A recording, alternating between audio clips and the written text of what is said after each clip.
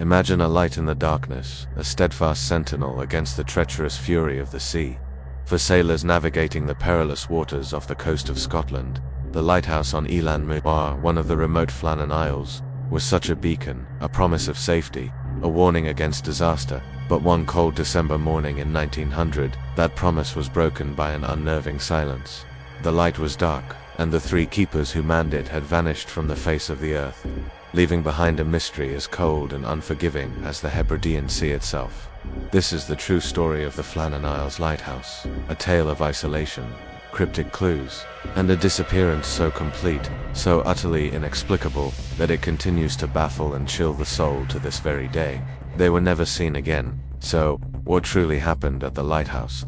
The Flannan Isles are a small, desolate archipelago in the Outer Hebrides of Scotland, notorious for their harsh weather and dramatic isolation. Elan Muir, the largest of the group, is a jagged, inhospitable rock, barely large enough to support the imposing lighthouse that was erected there in 1899. The lighthouse was a marvel of engineering for its time, designed to withstand the relentless Atlantic storms and guide ships safely through the treacherous Minch. The responsibility of keeping that vital light burning fell to a team of 3 men, living in complete isolation for weeks at a time.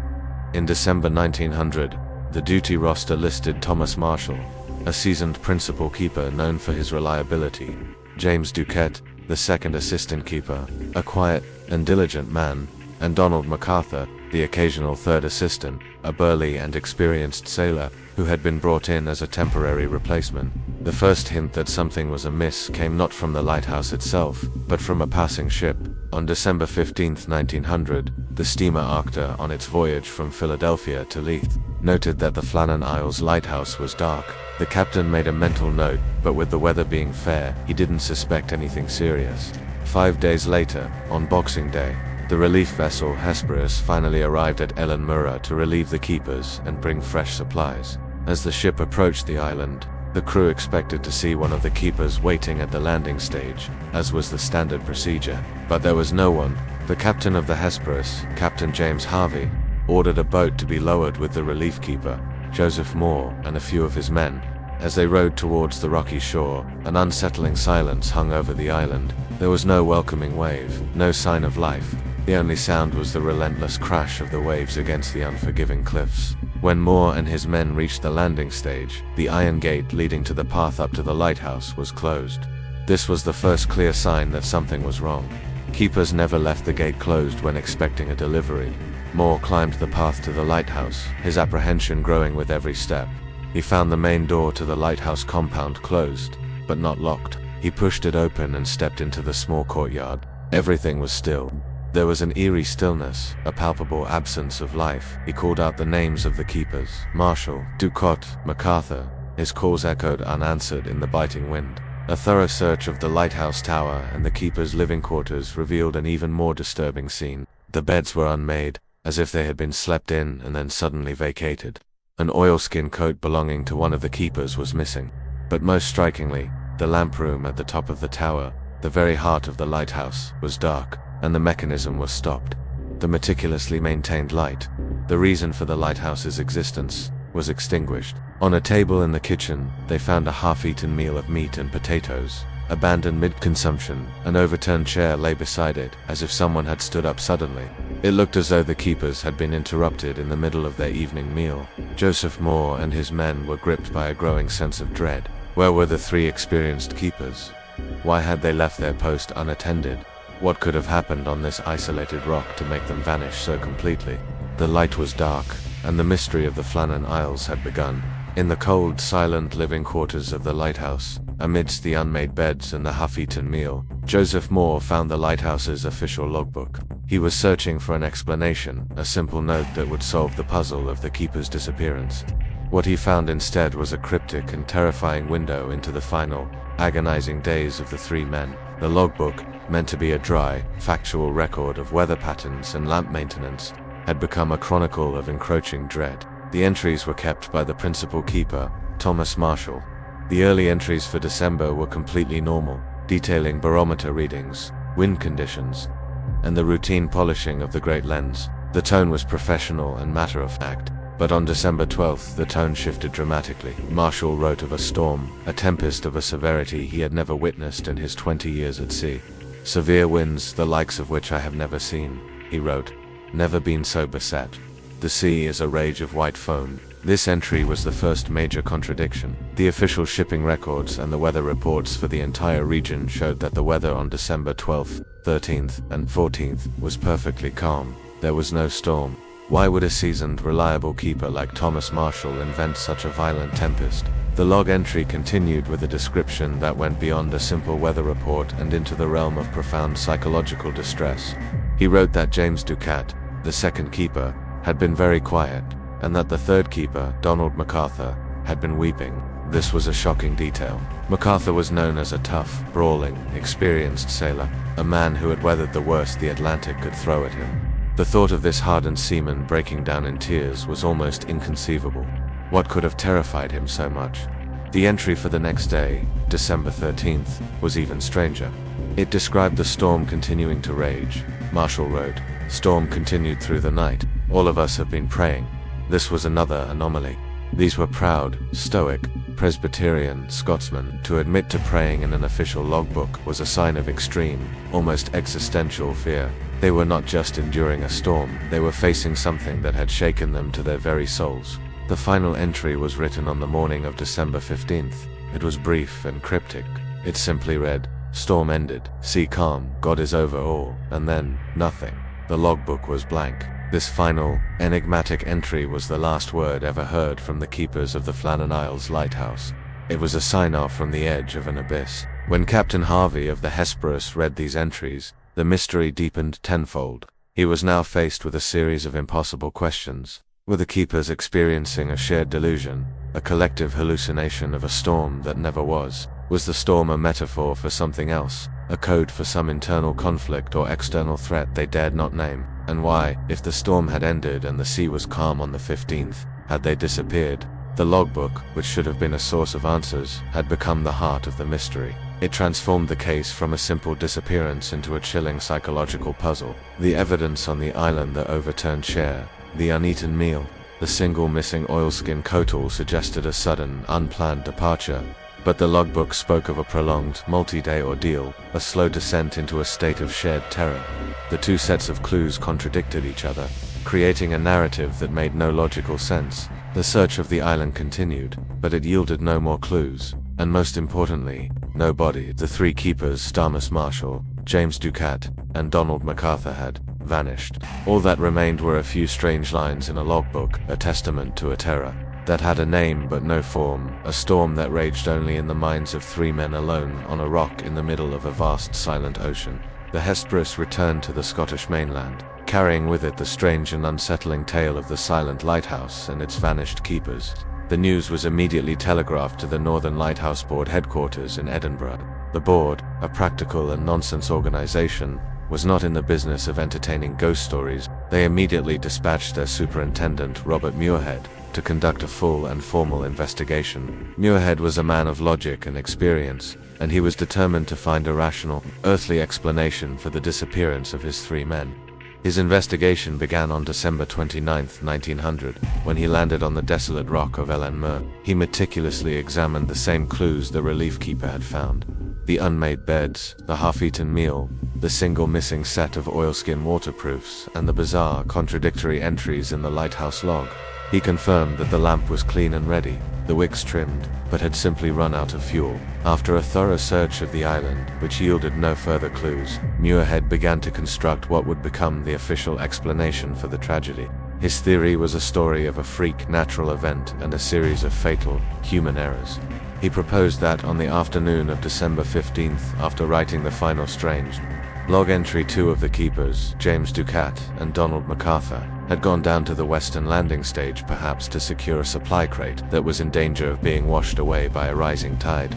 He noted that a recent storm, a real one, not the phantom one from the logbook, had deposited a significant amount of sea debris high up on the rocks. According to Muirhead's theory, a massive, unexpected rogue wave, born from the turbulent seas, suddenly crashed over the landing stage, sweeping both men into the churning Atlantic. The third keeper, Thomas Marshall, the principal keeper, who was back in the lighthouse, would have seen this horrifying event from the tower. In a desperate, panicked attempt to rescue his colleagues, he would have run down to the landing stage himself, without even stopping to grab his own oilskin coat. He too would have been claimed by the unforgiving sea. This theory, on the surface, seemed to account for all the physical evidence. It explained the missing men. It explained why only one set of oilskin coats was gone. The first two men were already wearing theirs. And it explained why they were never found. The Atlantic Ocean rarely gives up its dead. For the Northern Lighthouse Board, this was a satisfactory, if tragic, explanation. It was a story of men being claimed by the awesome and unpredictable power of the sea, a known risk of their profession. Case closed. But when we conduct our own psychological autopsy on this official theory, it begins to unravel under the weight of its own inconsistencies. Firstly, the very idea that two experienced professional lighthouse keepers would venture out to a dangerous landing stage during a storm, in violation of their own safety regulations, is highly improbable. Their primary duty was to the light. They were trained to prioritize its safety above all else. Secondly, the evidence inside the lighthouse itself directly contradicts the idea of a sudden, panicked rush. The half-eaten meal on the kitchen table, the overturned chair, these suggest an event that happened in the evening, around dinner time, not in the middle of the afternoon. And it suggests an event that originated inside the living quarters, not outside on a distant landing stage. And finally, and most damningly, the official theory completely and deliberately ignores the most unsettling piece of evidence, the logbook. Mearhead's report makes no attempt to explain the keeper's strange entries about a phantom storm.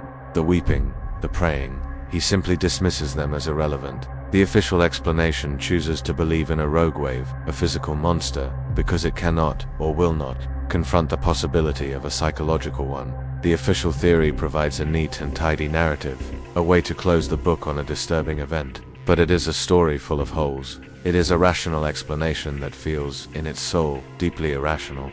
The truth of what happened at the Flannan Isles Lighthouse, it seems, was not something that could be neatly filed away in a report. It was something stranger, darker, and more complex. And it is in these unexplained details that the true dread of the mystery resides. If the monster that claimed the keepers of Flannan Isle was not a physical wave, then perhaps it was a specter of a different kind of monster born from the mind itself. The official report chose to ignore the keeper's logbook, but for us, it is the single most important clue. The storm that Thomas Marshall described, the one that made a hardened sailor weep and drove all three men to prayer, was not a storm of wind and water, it was a storm of the mind. This leads us to our first major psychological theory, a case of shared psychotic disorder, or folie à trois madness shared by three. To understand how this could be possible, we must first appreciate the profound and crushing power of their isolation. Elen Mara was not just a workplace, it was a pressure cooker. Three men, locked together on a tiny barren rock in the middle of a vast, indifferent ocean, with no contact with the outside world for weeks on end. The constant, monotonous routine, the ceaseless howling of the wind, the claustrophobia of their living quarters. It was an environment perfectly designed to warp perception and amplify paranoia. In such a place, the line between the real and the imagined can become perilously thin. Now, let us introduce a catalyst. Some modern theories suggest that the storm in the logbook could have been a description of a bizarre, but natural, atmospheric phenomenon. Perhaps a massive weather system, far out at sea, was creating unusually large, booming waves that would crash against the base of the rock with the force of a cannonade, shaking the entire lighthouse, even in otherwise calm weather. Or perhaps it was something even stranger, like a display of the aurora borealis, a celestial event so rare and powerful in these latitudes that the superstitious, God-fearing keepers might have interpreted it as a sign of the apocalypse. Imagine one of the keepers, perhaps the less experienced Donald MacArthur, witnessing such an event. In his isolation and fear, he interprets it as a supernatural omen. He begins to break down, weeping, as the logbook says.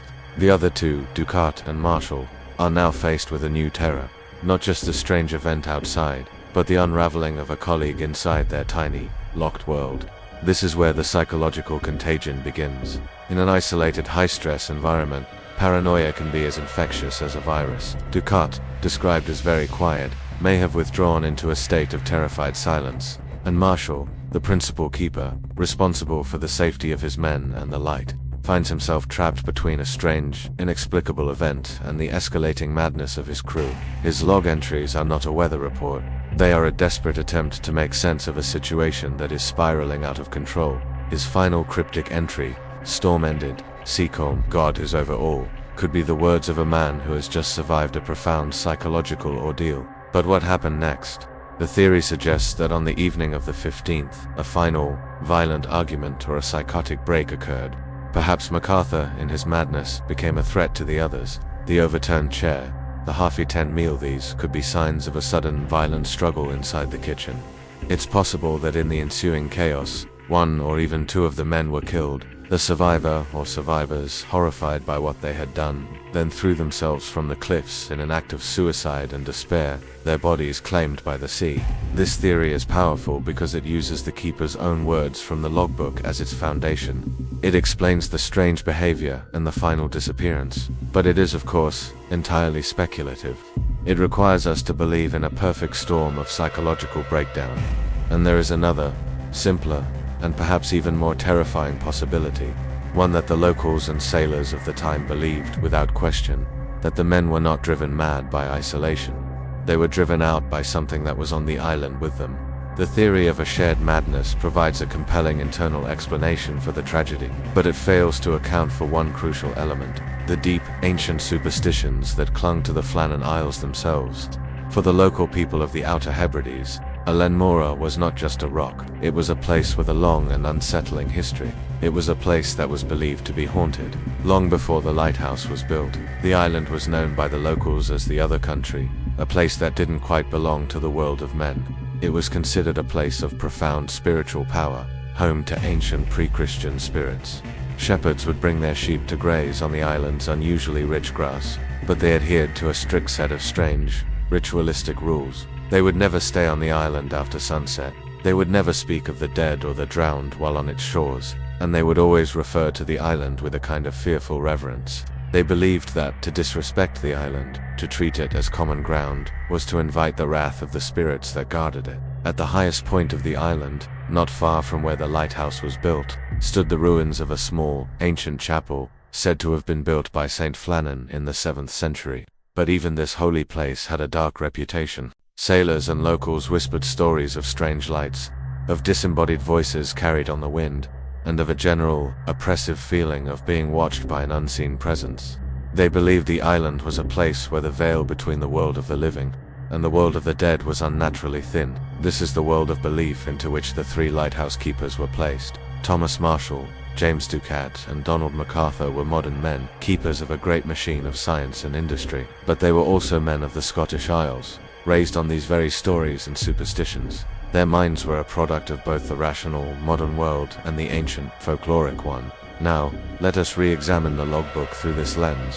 What if the storm the keepers described was not a hallucination, but their interpretation of a genuine paranormal event? The severe winds could have been a metaphor for a terrifying spiritual assault. The weeping of Donald MacArthur might not have been a sign of a psychotic break, but the rational fear of a man who believed he had encountered a ghost or a malevolent spirit, a bodach, as the Gaels would call it.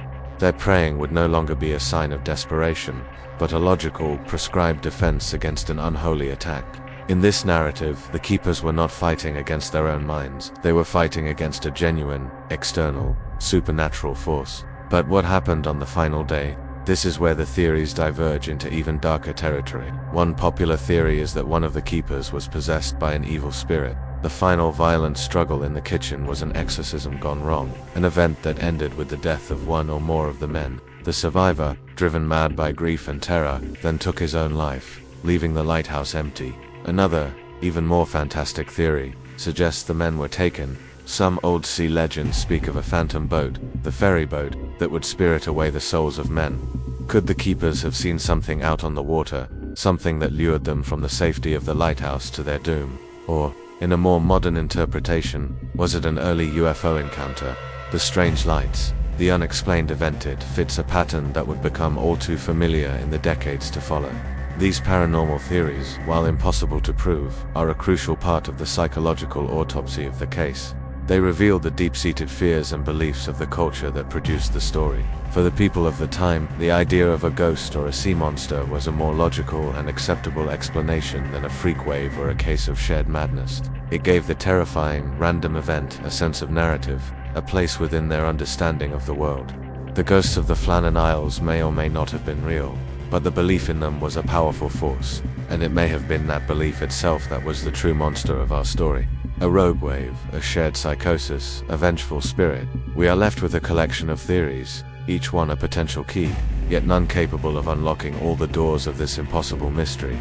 The official report, with its clean, simple explanation of a freak wave, feels too neat, too dismissive of the profound psychological dread captured in the logbook. The theory of a shared madness is compelling, yet it relies on a perfect storm of internal breakdown that leaves no physical proof, and the supernatural explanations, while a powerful part of the island's folklore, require a leap of faith that takes us beyond the realm of forensic investigation. The true, enduring power of the Flannan Isles mystery lies not in any single theory, but in the perfect and terrifying way that these different worlds, the natural, the psychological, and the supernatural, all collide and overlap. It is a story that exists in the liminal space between what is possible and what is imaginable. Let's conduct our final autopsy, not on the men, but on the mystery itself. Why has this story, the disappearance of 3 men from a remote rock, haunted us for over a century? The answer is that it is a perfect, self-contained nightmare, built on 3 powerful pillars of dread. Pillar 1. The violation of sanctuary. A lighthouse is a symbol of safety, a fortress of light and order built to withstand the chaos of the natural world. The Flannan Isles mystery is so terrifying because that sanctuary was breached. The horror did not come from the raging sea outside. The evidence of the overturned chair and the uneaten meal suggests it originated inside their locked and fortified world. It is a story about the failure of our defenses, the chilling proof that sometimes, the walls we build to keep the monsters out can end up trapping us inside with them. Pillar 2. The contradiction of evidence. The human mind is a machine that seeks patterns and logic. The Flannan Isles case is a direct assault on this need. Every clue is contradicted by another. The logbook speaks of a prolonged multi-day storm, but the weather records show calm seas. The state of the kitchen suggests a sudden, violent interruption, but the rest of the lighthouse was found in a state of quiet, orderly routine. The men vanished, but they left behind their wallets and their foul weather gear. The story is a collection of impossible, contradictory facts. It is a puzzle with no solution, and our minds are hardwired to obsess over such unsolvable problems. Pillar 3. The power of silence. And finally, the mystery endures because of the profound and absolute silence the 3 keepers left behind. There were no bodies, no final note, no survivors. All that remains are a few cryptic lines in a logbook. This void, this lack of a final answer, is the engine of the story's immortality. It allows us to project our own deepest fears onto the empty canvas of the lighthouse. We can imagine a monster, a ghost, or a descent into madness, because the truth is a blank page. The silence of the Flannan Isles is not an absence of noise. It is an active, oppressive presence, a constant reminder of how completely a human life can be erased from the world. The mystery of the Flannan Isles Lighthouse has become more than a historical cold case. It has become a modern myth, a ghost story told not around a campfire, but in the bright, analytical light of our modern age. It is a timeless and chilling reminder that for all our science and all our reason, there are still dark, isolated places in the world where the rules of logic do not apply, and where the line between the real and the imagined can become terrifyingly thin. The official report was filed. The light on Eilean Mura was relit with a new set of keepers. The world moved on, but the story of the 3 vanished men became permanently etched into the granite of maritime lore. It is more than just a historical cold case. It is a timeless parable, a perfect anatomy of a very specific kind of dread, the terror of an unanswered question. In our modern world, we build our own lighthouses. They are not made of stone, but of logic, science, and routine. We surround ourselves with the light of knowledge, believing that every mystery has a solution, that every problem can be deconstructed and understood. We trust in the predictable patterns of our daily lives to keep us safe from the chaotic, stormy seas of the unknown. The story of the Flannan Isles is a chilling and powerful reminder that this sense of safety is an illusion. It tells us that sometimes a storm can appear out of a clear blue sky, a sudden loss, a personal crisis, an event that shatters our understanding of the world, and the light of our certainty can be extinguished in an instant. The 3 keepers left us with a puzzle that cannot be solved. Were they victims of a freak wave, a descent into shared madness, or something far stranger. The true horror is not found in any single answer, but in the fact that we will never know for sure. The mystery forces us to stand at the edge of our own understanding and peer into an abyss of permanent uncertainty. This is the ultimate lesson of the empty lighthouse. It teaches us that some questions are not meant to be answered, but to be contemplated. It is a story about the limits of human knowledge and the profound humility we must have in the face of a universe that is far stranger and more mysterious than we can ever fully comprehend. The dread of the Flannan Isles is the dread of the void, the terror of a question mark that can never be erased. And so, the final investigation is now yours. We all have a Flannan Isles in our own lives, a story we can't explain, a question that lingers, a personal mystery that defies a simple solution. Share your story in the comments below. Let's talk about the power of the unknown and the mysteries that shape our own lives. By sharing these experiences, we prove that while we may be isolated in our questions, we are not alone in our search for meaning.